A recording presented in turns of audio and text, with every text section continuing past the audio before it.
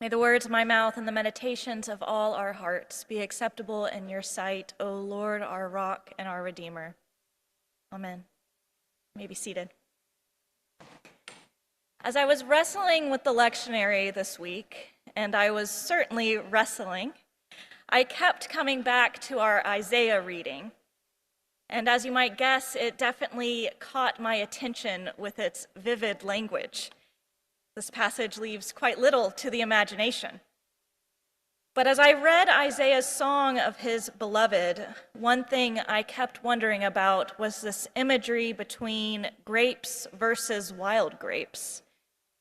My first thought was, well, what's this gardener's issue with being a little wild? What's so bad about that? So I got curious and I did some research. And I found out that the Hebrew phrase for wild grapes can quite literally be translated as stink berries. Stink berries! I don't know about you, but stink berries sounds a lot less charming and free-spirited than wild grapes. And when I first read this translation, my mind, first it went to those mild frustrations one might feel when you bite into a blueberry expecting something sweet and tart, and then it's just kind of mealy and squishy in there. Or when you're enjoying a carton of raspberries, and then you spot one with a little bit of fuzz on it, and it just spoils the whole thing. Or worst of all, paying extra for avocado, and then the avocado comes and is hard as a rock or covered in brown spots. Oof, that's my least favorite. But as we're clearly told in our reading, the gardener is not just mildly frustrated with his crop. He is bereaved, bitter, and angry to the point of desiring the destruction of the vineyard, the work that his hands have made. And this anger and the bad fruit of his vineyard, it's kind of justified, right? Because this gardener, he didn't just pick up some bad grapes from Wegmans. He planted the vines himself. He didn't just do the bare minimum, tossing some seeds in the ground and hoping for the best. This gardener gave everything he possibly could give to his vineyard.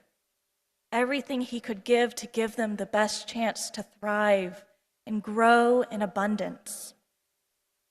He scoured for the most fertile hill, looking across the land until he found just the right spot. He tilled the soil with care and by the sweat of his brow, clearing away rocks and anything that could possibly obstruct their growth. He built a watchtower to protect his vineyard, to guard it from thieves and danger, and he was so willing to put himself in the middle of that danger, to fight for his vineyard, to help them grow. And he trusted so deeply that his vineyard would bear good fruit, that he even preemptively dug a wine vat in the ground in advance of the harvest, preparing for the day that he could share the good wine, his good fruit, with anybody that asked for it. The gardener, he did all of this. And what did he get in return? Stinkberries, bad fruit. Fruit that instead of being a blessing to share, would come across as a curse to anybody it was gifted, spreading rot and disappointment. As we read on, it's revealed that what began as a song of Isaiah's beloved has turned into a parable of sorts, a warning of the harms brought by conflict between God and God's people. For the vineyard of the Lord of hosts is the house of Israel, and the people of Judah are his pleasant planting. As Isaiah reveals this metaphor to the listener of his song, he also reveals that God's lament to the house of Israel is about far more than a couple of bad grapes. It is about his disappointment in a people he raised up to be a light to the nation and have failed those expectations exceedingly.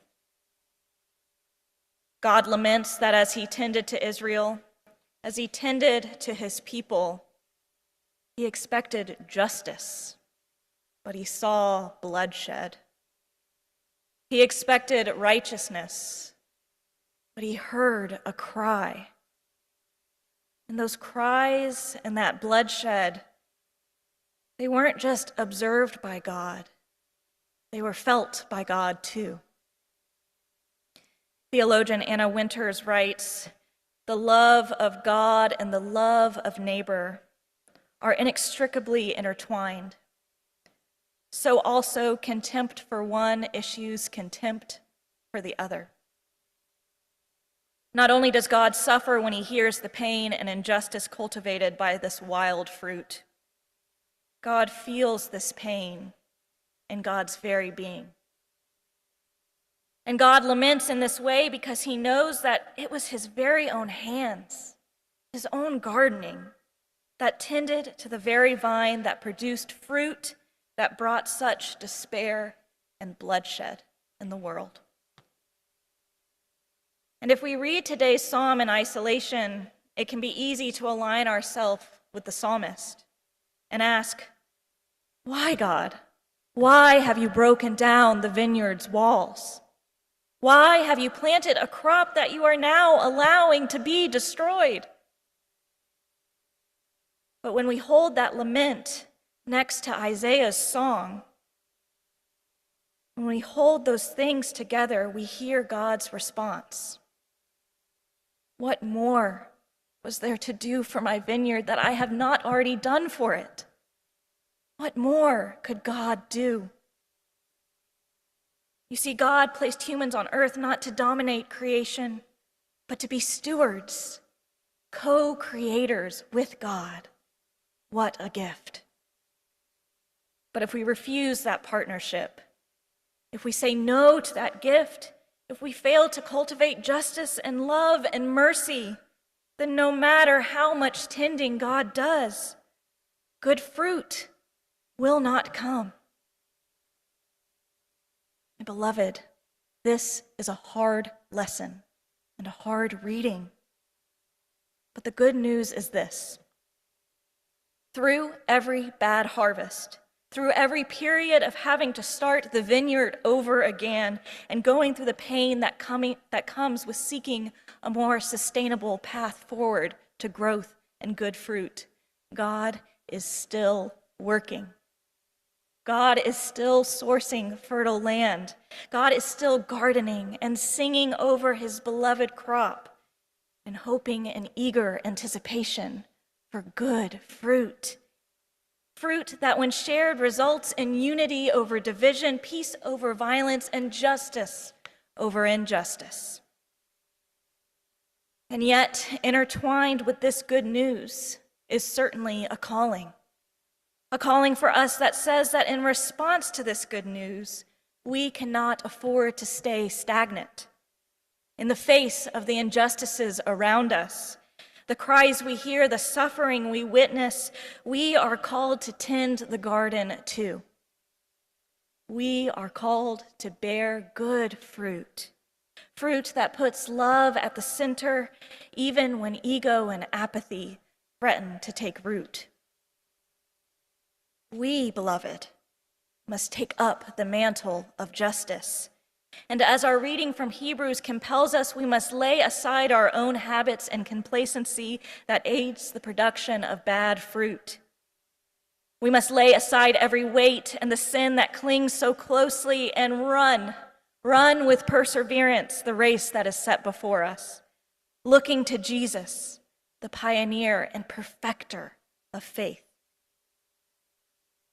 Theologian Stacy Simpson writes this: if we can face such devastation and own our own part in it, we might just be ready to submit again to the bruised and aching hands of the master gardener, who still dreams of and sings for a vineyard yielding fat, gorgeous fruit for the whole world. Thanks be to God.